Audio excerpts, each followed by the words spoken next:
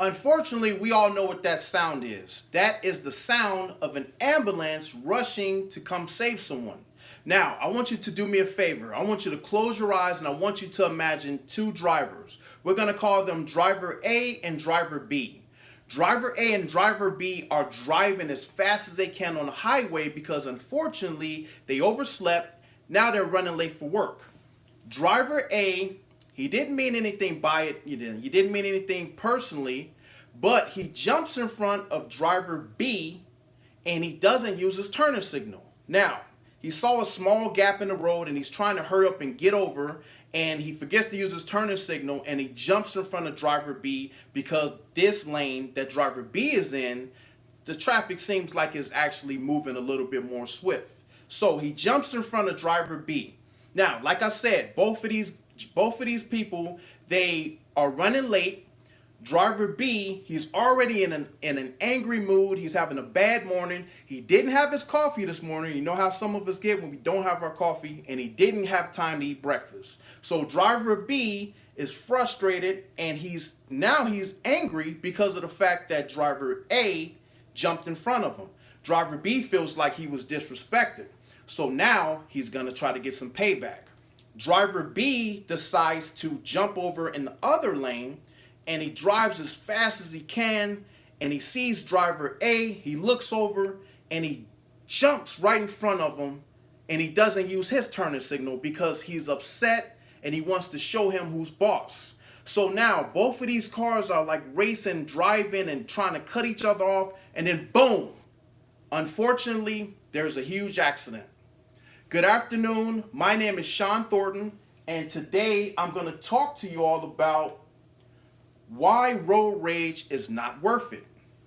Now, in this afternoon speech, what I'm going to talk to you all about is a few things. One of the things that I'm going to focus on right now is the fact that you never know what kind of weapons that these people have as they're driving on the road.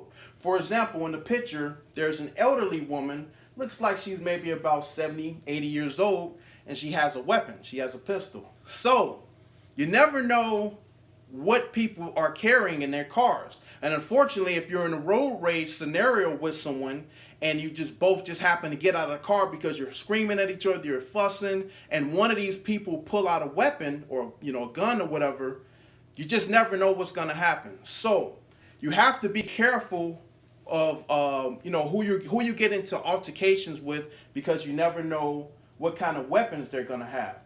Now, 80% of drivers out here in America, they experience some type of anger, frustration, or whatever, while they're driving. 66% of those out of the 80, 66% percent to be exact, are the ones that are unfortunately in fatalities. So that's another thing. We have to be careful while we're driving, because road rage can lead to fatalities, as you can see. And also, violence is not the answer. This gentleman right here, he's in the hospital because he was in a road rage scenario with someone.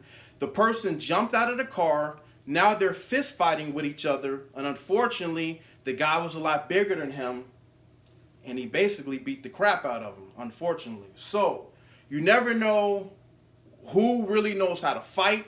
This guy could be a boxer, or the lady could know some type of kung fu or anything. You just never know. So the best thing to do, another reason to avoid road rage. Another thing we're going to talk about is what aggravates you the most while driving. Basically, one of the things that I seem to personally experience is I cannot stand it when people cut me off. And that's just kind of like the example that I gave you this morning or earlier.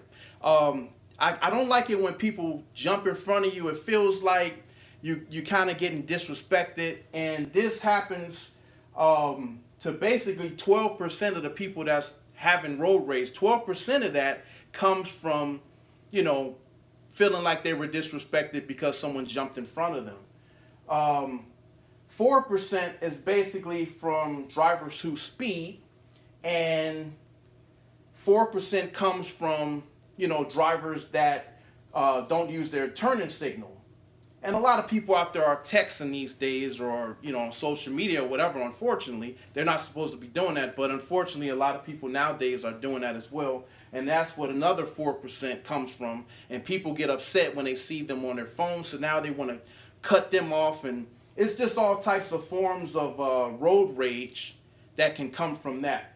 And last but not least, 9% of the road rage people are experiencing people that are driving really slow. Now, there's a lot of people out here that are elderly, and just from my experience, I'm 37 years old. I've been driving since I was 16. I've noticed that a lot of elderly people, they may drive a lot more cautious. There's nothing wrong with that, but a lot of times they're all the way in the left lane, and the unwritten rule is if you're driving slow or a little bit under the speed limit, or even on this, right on the money with the speed limit, you probably wouldn't want to drive in the very left lane, the far left lane. You want to get over in the middle or go all the way to the right lane. That's just the rule that us drivers have. And unfortunately, a lot of the elder people, they might drive slow. Just using them as an example, not to pick on the elderly people. So a lot of the times people will experience road rage and want to jump in front of them, like, you all are making me late. They're angry, so they hurry up and jump in front of them. And when they look over, oh wow, they realize it's a 70-year-old woman driving, then they feel bad. So basically, you don't want to experience the situation like that, so just stay away from it. One of the things that you can do is relax, breathe, smile, think about some things that can calm you down. One of the things that can calm you down is meditation. Obviously, you don't want to meditate while you're driving. So, forms of meditation, while you're at home, before you go to bed in the mornings or whatever, can naturally just calm you down and won't make you upset. You want to think about your loved ones. If you get in an accident, your loved ones are going to be hurt. And unfortunately, it's going to lead to them crying, and they're going to be sad. And unfortunately, they're going to be at your funeral, and you don't want that to happen. So, the best thing to do is to simply just say no to road rage. Road rage is not the answer. I hope everyone out there, they take their time when they're driving. Once again, my name is Sean Thornton, and just say no to road rage.